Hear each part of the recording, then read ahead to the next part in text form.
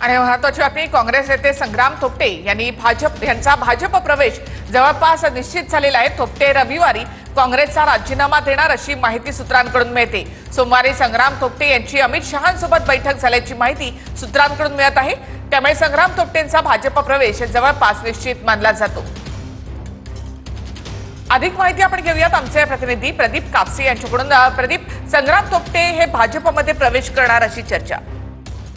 निखिल, अगदी बरोबर आहे। खरं तर संग्राम थोपटे जे आहेत ते काँग्रेसचे 3 वेळा भोर विधानसभा मतदारसंघामधून आमदार राहिलेले आहेत। त्यांचा एकदा राष्ट्रवादी काँग्रेस अजित पवार पक्षाकडून पराभव जो आहे तो भोरमध्ये पाहायला मिळाला।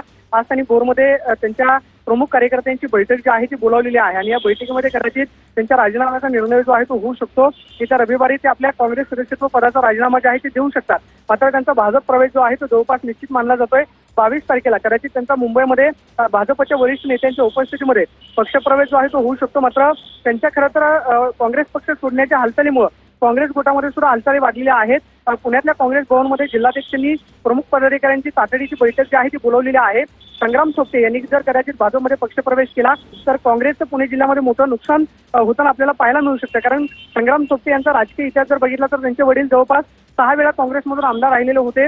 ते स्वतः भोर विधानसभा मतदारसंघामधून 3 वेळा आमदार राहिलेले आहेत। यंदा त्यांचा पराभव जरी झालेला असला तरी त्यांनी तातडीची पदाधिकाऱ्यांची बैठक जी आहे ती भोरमध्ये बोलवलेली आहे आणि संग्राम थोपटे आज कदाचित काय निर्णय जाहीर करतात हे फार महत्त्वाचं असणार आहे। मात्र सूत्रांकडून जी माहिती मिळते ती म्हणजे कदाचित त्यांचा 22 तारखेला भाजपमध्ये पक्षप्रवेश जो आहे तो होऊ शकतो आणि येत्या रविवारी ते आपल्या काँग्रेसच्या सदस्यत्व पदाचा राजीनामा देऊ शकतात। निखिल, धन्यवाद प्रदीप। एकूणच माहितीबद्दल संग्राम थोपटे यांचा भाजप प्रवेश जवळपास निश्चित झाल्याची माहिती मिळते।